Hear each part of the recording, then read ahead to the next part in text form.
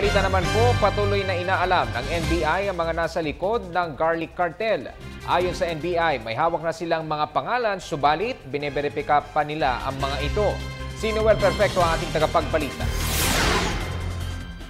Isang malalimang investigasyon ang pinatutupad ngayon ng NBI kaugnay ng umano'y pagkakasangkot ng mga opisyales ng Bureau of Plant Industry, Department of Agriculture at National Garlic Action Team at ang kakuntsaba ng mga ito na si Lilia M. Cruz, isang garlic importer. Ayon sa NBI, tinatapos na rin ng mga ito ang kanilang report hinggil sa kartel ng bawang matapos na mapag-alaman ng mga ito na kinorner ng isang Lilia M. Cruz ang mahigit 75% ng total garlic importation sa bansa gamit ng mga import permits na pinalabas ng Bureau of Plant Industry.